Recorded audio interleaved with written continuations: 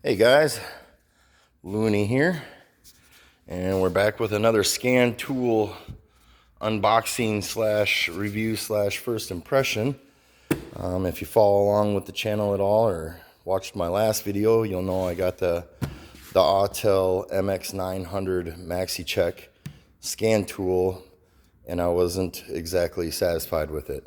I did end up returning it the following Monday, so I had it for 1 week exactly. Right away Monday morning, I went and ordered this. This is the Maxicom MK808S-TS. So it does a few more things other than what the other one did. It actually works as a TPMS scan tool and a regular scanner. So it's got a Bluetooth dongle. It works great. I've used it a few days, but let's go ahead and do the unboxing. I've actually already opened it, but if you saw my last unboxing video, the only thing that it was is there's just a paper thing around it, and you slide that off, and then you just flip it open, and everything's in bags. So, I mean, this is as close to a regular unboxing as we really need, but we're going to go ahead and open this up. So, right out the gate, you get all your paperwork. You got the tablet here. You got a power cord. The power cord wall outlet plug. Got an extra tool to connect the VCI Mini to the tablet itself. It's got these nice Velcro straps, hold it in there real nice. I didn't want them to scratch up the screen, so I got a little microfiber cloth in there on top of it. It's got a kickstand just like the other one. Overall impressions, this tablet does not seem as nice as the MX900. Number one, the MX900 had USB-C for charging, which makes me think the tablet itself was a little bit newer than these, and maybe they just retro, they just got the upgraded software on these, but the tablet itself is maybe older, because that just seems like it's an older style plug. It just seems weird, out of place. But we got micro SD card slot, HDMI port if you want to display out to a bigger monitor, USB 2.0 input, not a 3.0 or anything like that.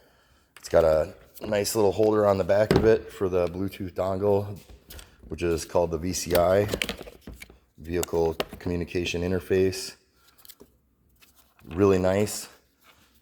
This is exactly what I was looking for when I bought the dongle for the MX900. Now, I would have been perfectly happy with the MX900. Had that been the case, I would have been able to use the dongle and everything would have worked out great. I would have used it, but given the fact that the dongle was $120 and I paid $550 for the MX900, that comes in at, $500 or $670. This is $699 on Amazon. Already includes the dongle. It has Bluetooth built in. It has sound. Or no, it doesn't have sound, actually. I found that out. It doesn't have sound. It's got the TPMS sensor scanner in it, so you can rewrite and erase and program MX sensors and read. I think it says something about 98% of all known TPMS sensors it can read.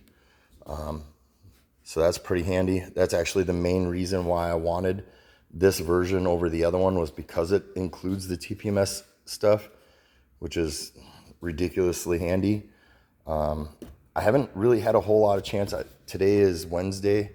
I ordered it Monday, got it yesterday, had a chance to run through all the updates, register it, get all that stuff going.